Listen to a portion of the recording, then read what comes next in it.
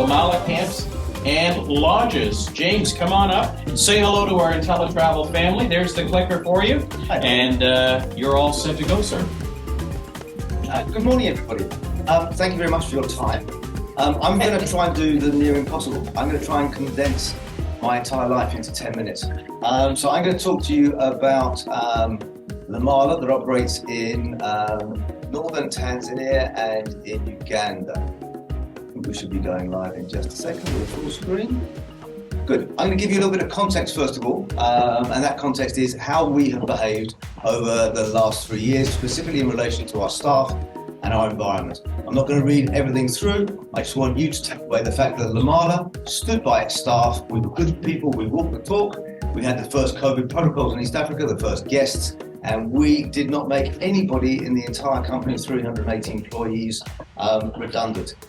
That's nice emotionally, of course, but it has very many benefits to the consumers staying with us now, because we didn't need to rebuild our teams and we didn't need to do hectic maintenance when we reopened, because we have been operating the camps the whole way through.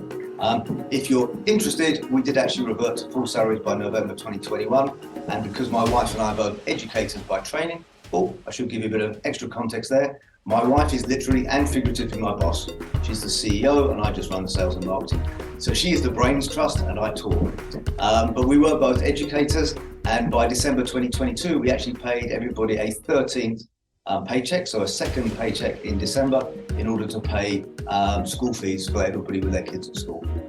So places where we operate in, as I say, the northern part of Tanzania first. We have an entry property very, very close to Kilimanjaro Airport. And then the Lamala brand has two distinct levels. We have Lamala lodges, we have Lamala tented camps. If you want to look at how those will operate differently, the way I look at it is that if you ask a consumer what the word safari means to them, and they say that the word safari means to them the time they spend in a vehicle looking at wildlife, having it interpreted for them by a professional guide, then that's maybe a client that lends themselves more to a lodge experience rather than a tented camp. If, however, they say the word safari is the entire time I'm in Africa, I want to smell it, I want to hear it, I want to live it for the whole 24 hours a day, then maybe that's somebody that should be spending more time in a slightly more exciting, slightly more challenging tented camp. So we have lodges in Tarangire National Park on the eastern side of the Serengeti and the northern part of the Serengeti in Tanzania, and then another lodge in Uganda on the River Nile just north of where it flows out of Lake Victoria.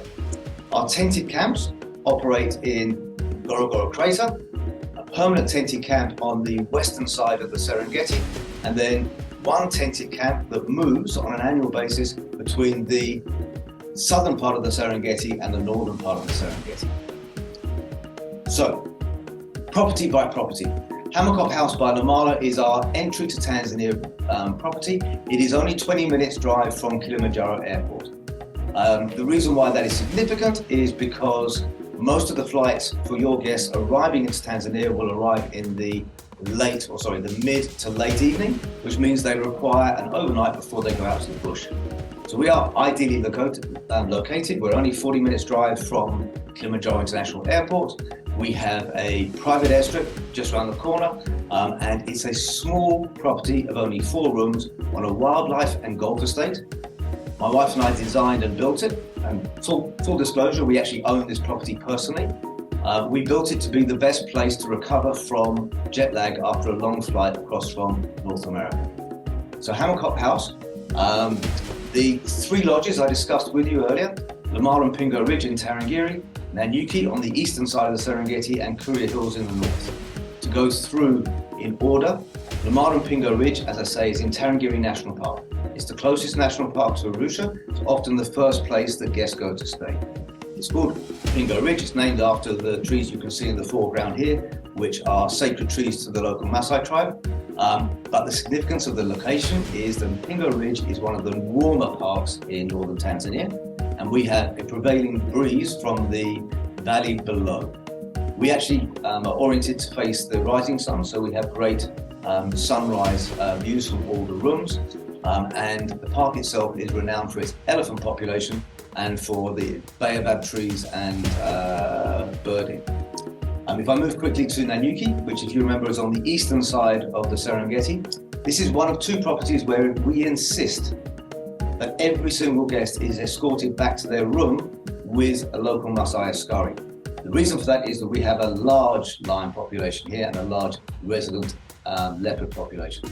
We have 3 lionesses from the local pride that often give birth in the rocks behind the camp.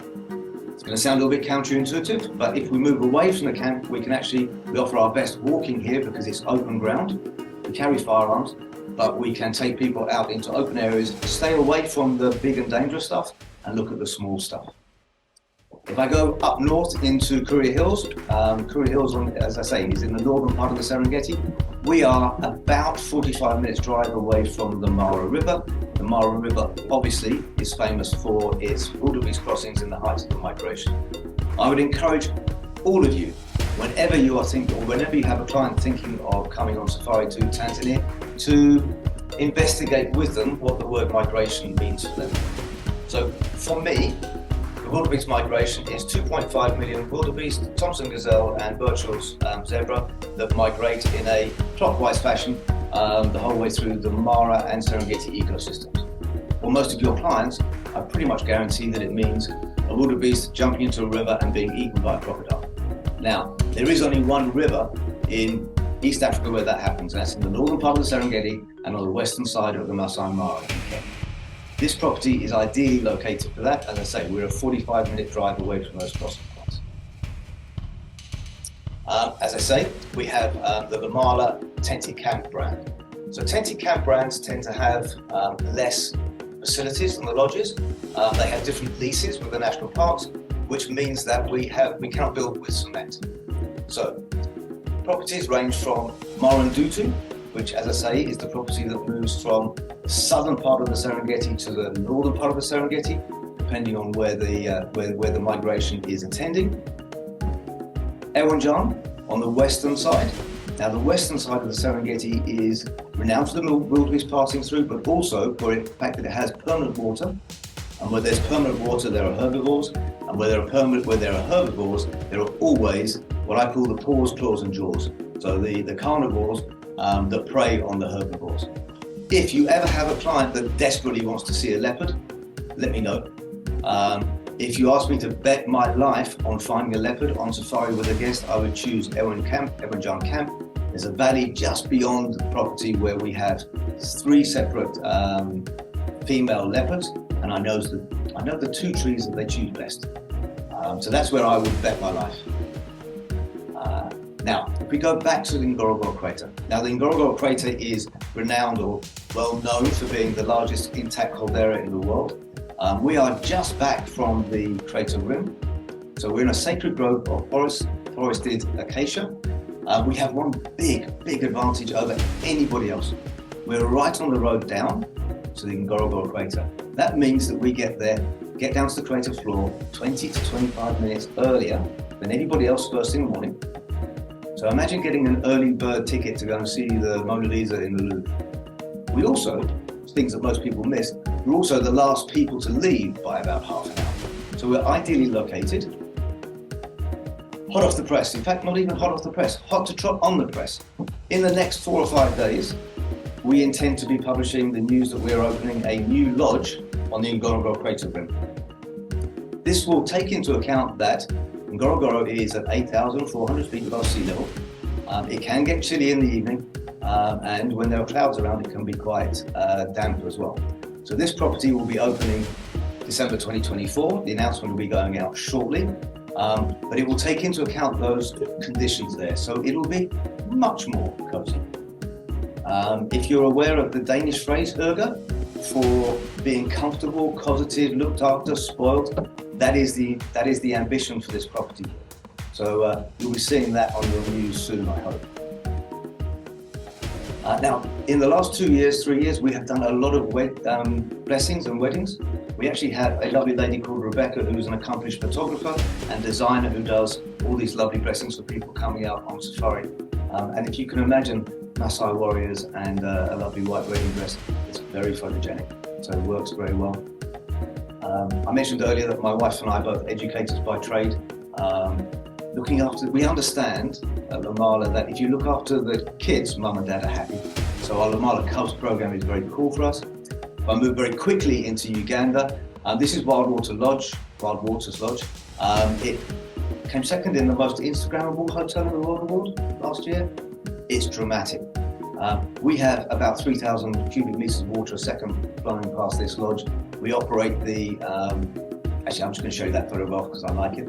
But we operate the safest and most well-established rafting operation on the River Nile, ranging from 8 people rafts into 1 person and my personal favourite, the 2-person privately guided raft that you see on the bottom. We have stand-up paddleboarding. We operate sunset cruises on a flat part of the river. We last year opened the tallest bungee tower in the whole of East Africa.